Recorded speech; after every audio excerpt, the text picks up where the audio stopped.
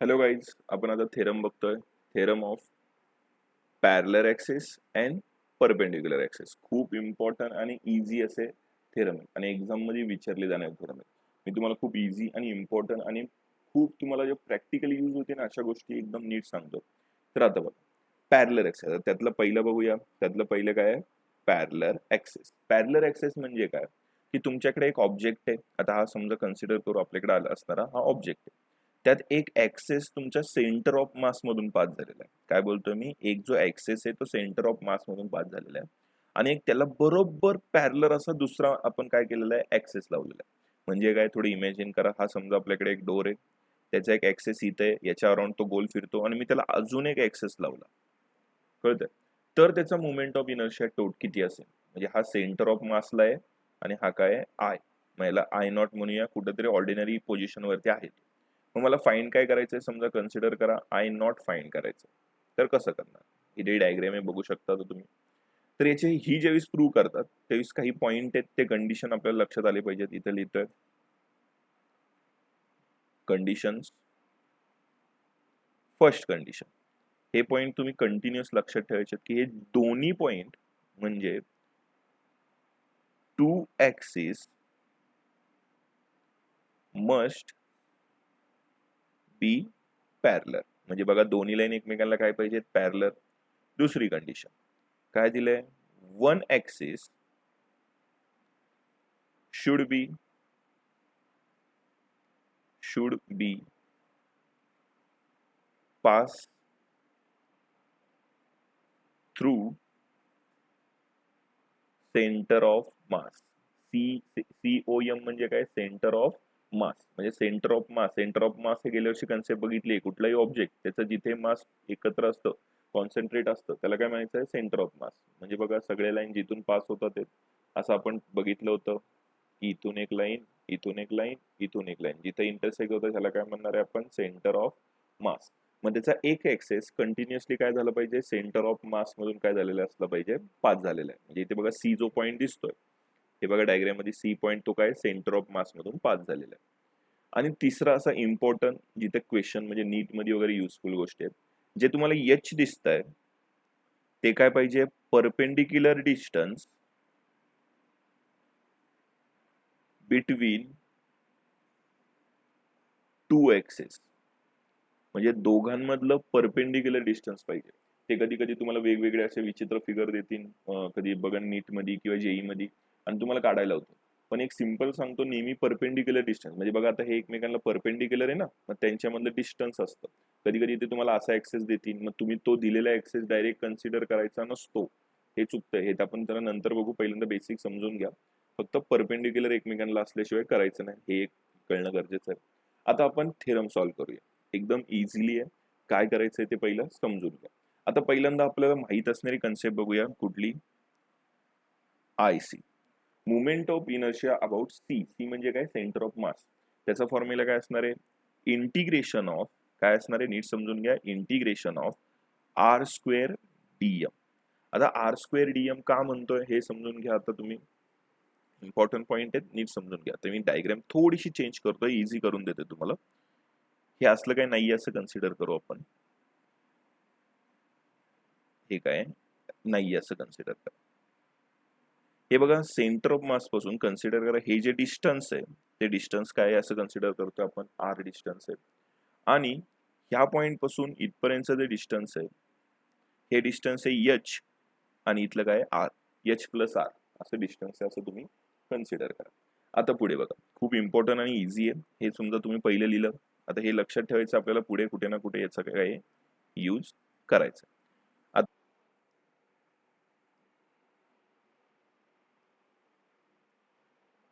तर आता बघा, आपल्याला काय काढायचंय? कुठल्या ऍक्सेस साठी काढायचं आपल्याला? IO ह्या ऍक्सेस साठी काय काढायचंय? IO ह्या ऍक्सेस साठी मुवमेंट ऑफ इनर्शिया काढायचा आहे. मग आपण लिहूया IO. मुवमेंट ऑफ इनर्शिया म्हणजे काय झालं? Integration distance square. आता डिस्टन्स कुठपर्यंत आहे? ह्या डी पॉइंट पर्यंत डिस्टन्स. ह्या डी पॉइंट पर्यंत डिस्टन्स कुठं आहे? ओ पासून डी पर्यंत. मग ओ पासून डी पर्यंत काय? एच प्लस आर, ते लिहूया आपण. किंवा R plus H whole bracket square, आणि नंतर काय? डीएम. बघा आपण मुवमेंट ऑफ इनर्शियाच्या फॉर्म्युल्यानेच केलेले आर स्क्वेअर डीएम च्या फॉर्म्युल्याने सॉल्व्ह करतो. आर म्हणजे काय डिस्टन्स, तर हे डिस्टन्स आहे आणि डीएम चा डीएम आलेला आहे. तर पुढे आता इथे सगळ्यांना हा बेसिक आपल्याला फॉर्म्युला येतात आयडेंटिटीचे. A plus B whole bracket square A square plus 2ab plus B square. तो फॉर्म्युला आपण इथे पुट करणार आहे. काय येणार आहे मग, integration of R square plus 2rh plus H square आणि डीएम. आता काय होणार आहे, मी इथे प्रत्येकाला इंटिग्रेशन लागणार, आर स्क्वेअर डीएम प्लस इथे काय लिहिणार आहे आपण 2rh DM plus integration of H square DM. Next आता बघा काय होणार आहे इथे.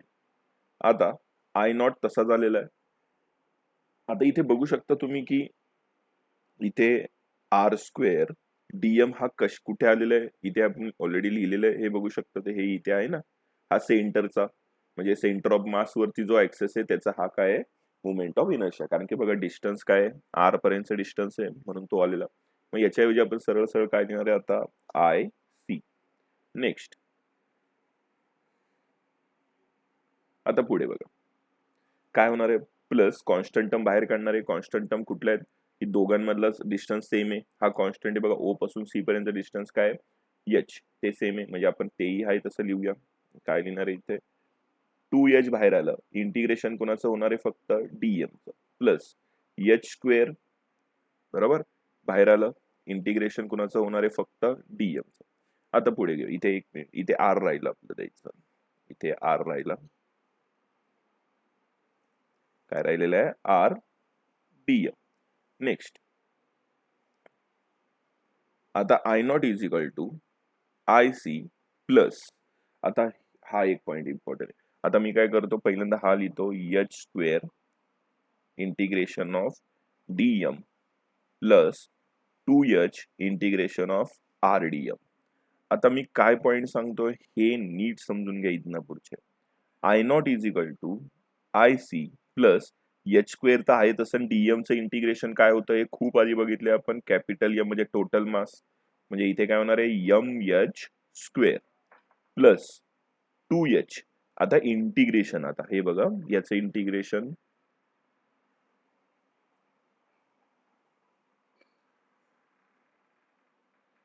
एक मिनिट, हे बघा याचं इंटिग्रेशन काय होतं, याचं इंटिग्रेशन तुमच्या बुक मध्ये डायरेक्ट असं मेन्शन केलेलं आहे 0 आहे. बट ते 0 का, आणि फक्त एका शब्दात लिहिलेलं आहे की याचं इंटिग्रेशन 0 असतं कारण की ते सेंटर ऑफ मासला आहे. बट आता तुम्हाला ही कन्सेप्ट समजणं गरजेचं आहे की सेंटर ऑफ मास म्हणजे काय.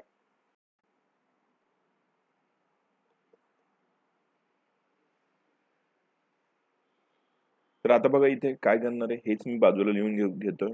काय लिहिणार आहे, इंटिग्रेशन ऑफ डीएम आर. आता नीट कन्सेप्ट समजून घ्या, मी इथे काय केलं, मल्टिप्लाय बाय यम केलं आणि डिवाइड बाय सुद्धा काय केलं, यम केलं.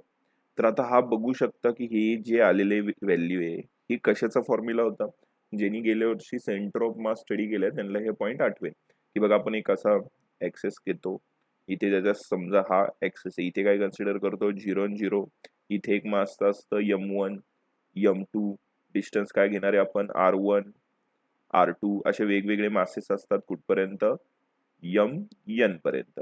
आपण सगळ्यांची काय करतो, सेंटर ऑफ मास काढायचा असतो ना, सेंटर ऑफ मास, तर फॉर्म्युला काय यूज केला जातो, m1 r1 plus m2 r2 m2 r2 असं करत करत करत आणि डिवाइड बाय काय असतं मग, टोटल मास असं असतं. म्हणजे याचं काय होणार आहे, integration of DM R divide by M. आणि बघा सेंटर ऑफ मास काय कन्सिडर करतो आपण, 0 घेतो, म्हणजे सगळं मास कुठे ऍक्सेस त्याचा पॉईंट 0 पासून मेजरमेंट करतोय डिस्टन्स. ओके, आता हे पॉईंट थोडंसं लक्षात ठेवण्यासारखं, ज्यांना सेंटर ऑफ मास कळलेलं आहे त्यांना हे समजलं असेल, म्हणून आपण फायनल आन्सर काय आलेलं असतं याचं 0 कन्सिडर केलं जातं. ओके, आय होप हा पॉईंट सगळ्यांना क्लिअर असेल. नाहीतर कमीत कमी एवढं तरी लक्षात ठेवा, नेहमी सेंटर ऑफ मास मेजर करताना खरं तर ऍक्च्युअल मध्ये कुठेही मेजर करू शकतो आपण, असं काही नाही की ओरिजिन पासूनच मेजर करणार आहे. म्हणजे बघा म्हणजे मी आता जसं सांगितलं इथपर्यंत असणारे M1 वगैरे असतं, जास्त करून तरी 0-0च करतात. हे जर आरचं डिस्टन्स आहे ते कुठून असतं? 0 पासून असतं. म्हणून याचं इंटिग्रेशन सुद्धा काय केलं जातं? 0 असं समजलं जातं. ओके, एवढा पॉईंट लक्षात ठेवा, जास्त कॉम्प्लिकेटेड करत नाही, किंवा सरळ एवढं लक्षात ठेवा की इंटिग्रेशन काय होणार? सेंटर ऑफ मासचं 0. ह्याला मल्टिप्लाय बाय काय लिहिणार आहे आपण? 0. मग फायनल आन्सर काय लिहिणार आहे आपण? I0 is equal to IC plus MH square. हे आलेलं आहे MH स्क्वेअर. हे आलेलं तुमचं फायनल आन्सर असणार आहे. का बरं MH स्क्वेअर आलं? कारण की ते 0 ने मल्टिप्लाय केलं, ते सुद्धा काय होणार आहे? 0च होणार आहे. आय होप सगळ्यांना इथपर्यंत क्लिअर झालेले आहेत. हे पूर्ण तुमचं आलेलं फायनल आन्सर असणार. एच म्हणजे काय? दोघांमधलं डिस्टन्स. आता समजा असं कन्सिडर करा बघा, एक सर्कल आहे, एक काय सर्कल आहे असा, इथे त्याचा सेंटर ऑफ मास आहे, याला आपण काय म्हणूया? हा बघा एक्सेस आहे, हा काय? आयसी म्हणजे काय? सेंटर ऑफ मास. आणि मी ह्याला बरोबर काय काढली आहे बघा? पॅरलल लाईन ड्रॉ केली. आता पॅरलल लाईन ड्रॉ केली, या दोघांमधलं डिस्टन्स काय असणार आहे? आर असणार ना, रेडियस. मग फॉर्म्युला कसा बदलणार आहे त्यानुसार? मग ह्याला IO म्हणतोय, किंवा IT सुद्धा म्हणतात, टँजेन्शियल, लक्षात ठेवा. मग IO किंवा IT कसं काढणार आहे? मग IC प्लस MR स्क्वेअर. इथे बघा, इथे H आणि इथे R म्हणजे काय? दोघांमधला डिस्टन्स. हे मी पहिल्यांदाही तुम्हाला पॉइंट एक्सप्लेन केले बघा. इथे तिसरा पॉइंट H म्हणजे काय सांगितलं तुम्हाला मी? दोघांमधलं डिस्टन्स. आता दरवेळेस Hच असेल असं काही नाही, R असू शकतं, काही वेगळी व्हॅल्यू सुद्धा असू शकते. आय होप हा पॉइंट सगळ्यांना क्लिअर आहे. तर आपण याच्यावरती काही आता क्वेश्चन बघूया, किंवा आपण कसं काढणार आहे की ते कन्सिडर करूया. इकडे बघा, खाली 2 एक्झाम्पल बघायचे आपल्याला, रिंग आणि डिस्क बद्दल. आता सगळ्यांना रिंगचा मुवमेंट ऑफ इनर्शिया माहित आहे. हा आहे रिंगचा मुवमेंट ऑफ इनर्शिया.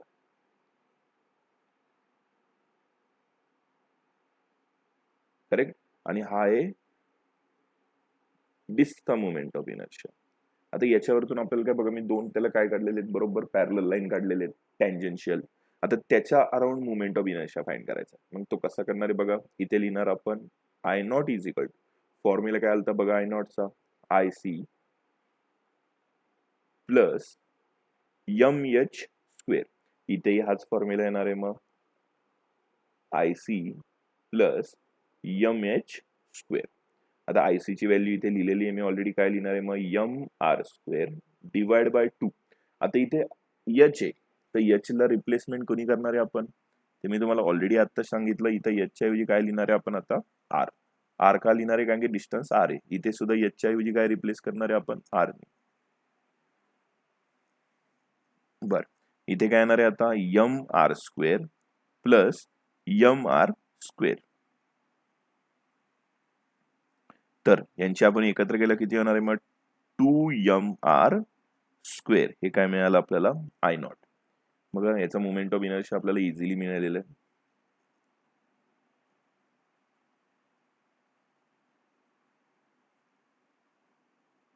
तर याला मी ब्रॅकेट टाकून घेऊया. आय होप हा याचा मुवमेंट ऑफ इनर्शिया कळला. आता याचा बघा काय करणार आहे आपण? प्लस काय लिहिणार आहे? MR square. जर आपण याची ऍडिशन केली तर काय होणार आहे? हाफ प्लस 1 होणार ना. इथे काही नसतं म्हणजे 1 असतं, इथे हाफ आहे. मग टोटल केलं किती होणार आहे त्याचं? 3/2 MR स्क्वेअर. हे I0 आलेली व्हॅल्यू. सगळ्यांना हे पॉईंट सगळे क्लिअर असतील. याचे तुम्ही हवं असेल तर याचे सुद्धा स्क्रीनशॉट घ्या. हे एक्झाम्पल आहेत आणि वरती काढलेलं आपण काय, हे पूर्ण डेरिवेशन एकदम इझिली दिलेले आहे. तुमच्या बुकमध्ये थोडंसं मोठं करून दिलेलं आहे. ठीक आहे, थँक्यू.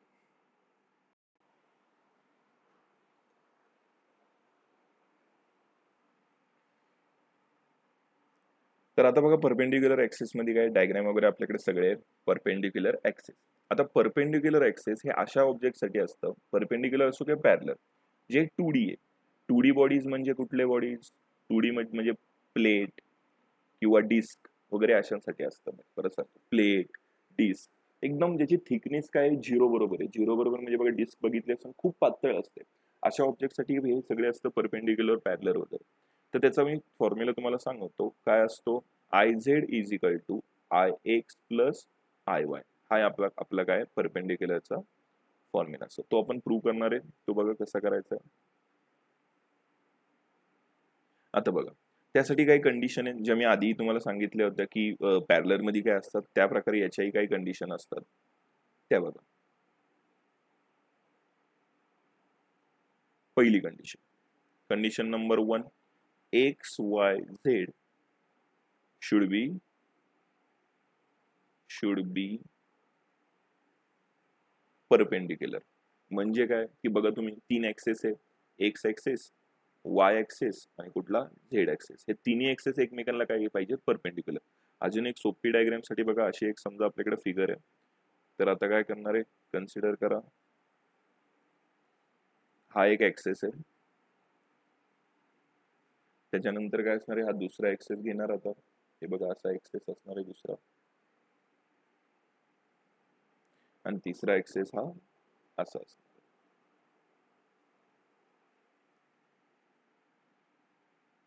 आणि तिघांचे वेगवेगळ्या ऍक्सेस वरती ते काय करतात, ते रोटेट करतात. हा याच्या ऍक्सेस वरती रोटेट करतोय, हा याच्या ऍक्सेस वर रोटेट करतोय, आणि हा याच्या ऍक्सेस वर रोटेट करतोय.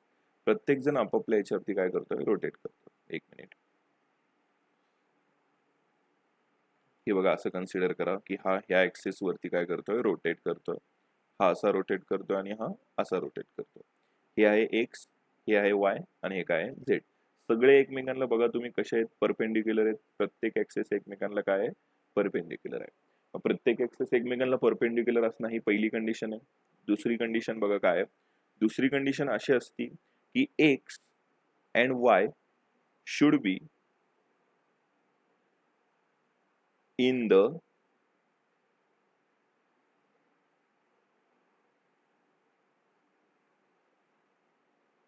Plain of body. म्हणजे काय की बघा, एकदम एक्स हा मेन झेड एक्सेस आहे ना, हा रिझल्टंट कन्सिडर करायचा. हा झेड आहे तो काय करायचा, रिझल्ट. बघा एक्स आणि वाय सगळे प्लेट सारखे पडलेले आहेत, त्याच्यावरती एक्स आणि वाय अशी कंडिशन पाहिजे कंपल्सरी. आणि तिसरी कंडिशन, तिसरी म्हणजे, आणि हा झेड जो दिसतोय, Z should be perpendicular plane of body. म्हणजे हे काय पाहिजे, ते एकमेकांना बघू शकता की झेड हा वेगळा पाहिजे, एक्स वाय एकाच बॉडी मध्ये पाहिजेत, आणि झेड हा त्या बॉडी मधून बाहेर आलेला असला पाहिजे, अशी कंडिशन असली पाहिजे. हे 3 कंडिशन आलेले आहेत आपल्याकडे. आता या 3 कंडिशन वरतून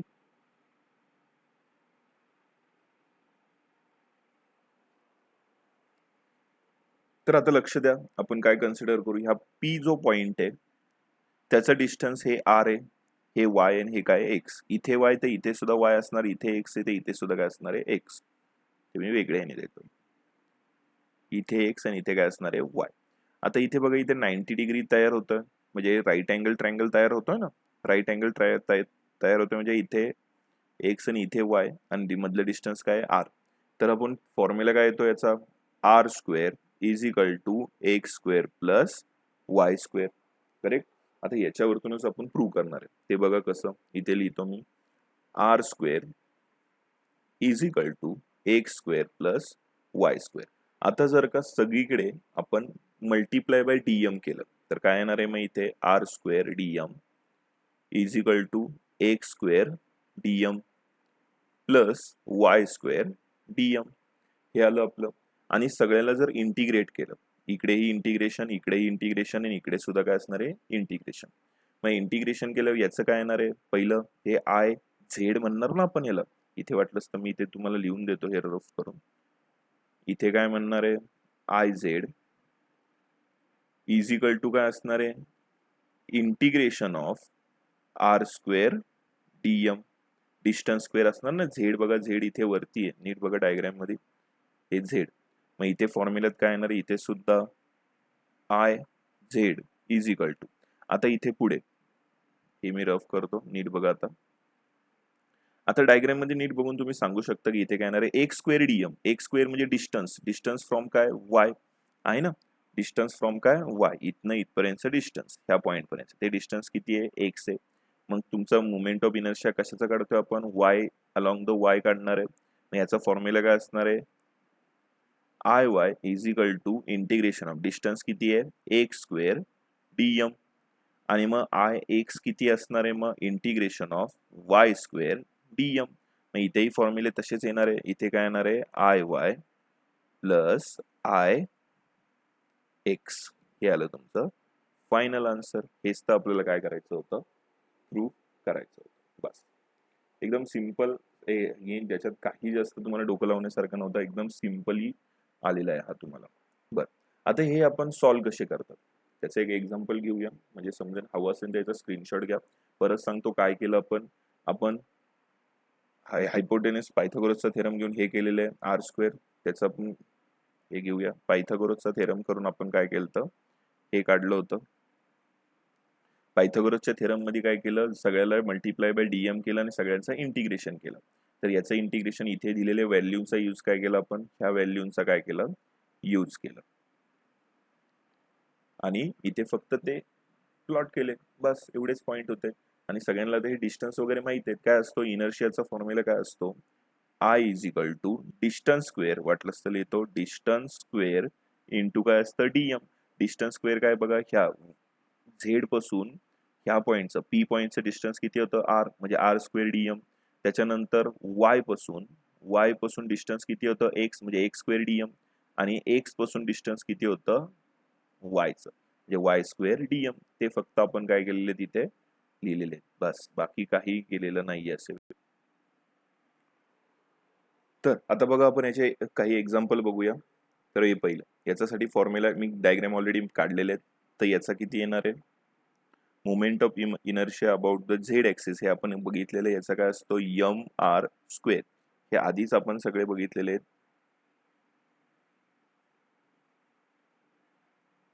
करेक्ट. आणि हेही बघितलेलं आहे. याचं किती असतो, झेडला किती येणार आहे इथे, हाफ एम आर स्क्वेअर. फॉर्म्युले काय आहेत आपले, I Z is equal to I Y plus I x.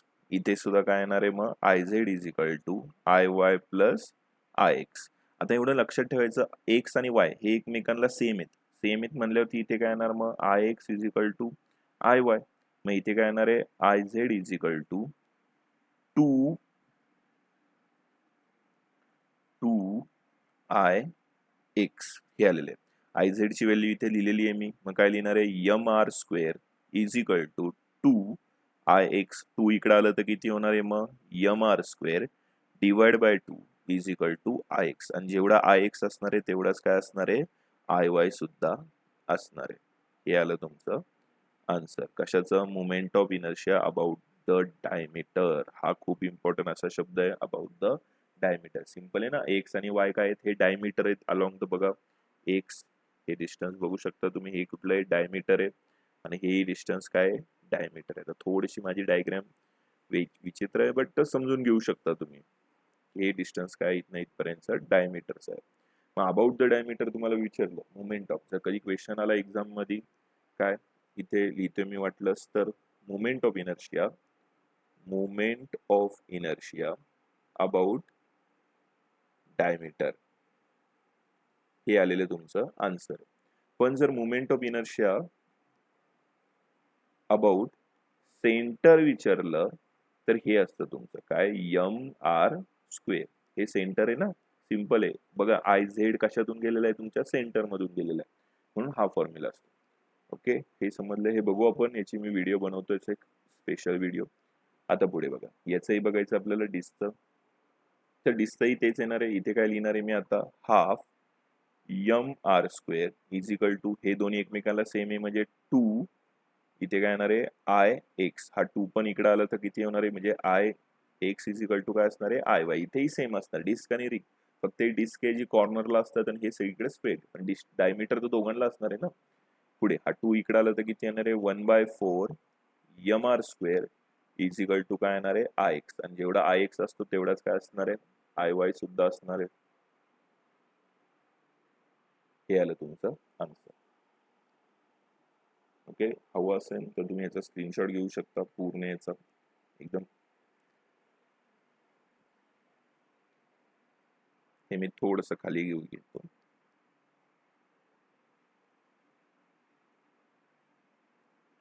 हा वरती थेरम आहे आणि हे खालचा काय एक्झाम्पल आहे. हे बघा, हे वरती आलेले काय थेरम आहे हा, आणि हे खाली काय आहे एक्झाम्पल आहे त्याचं.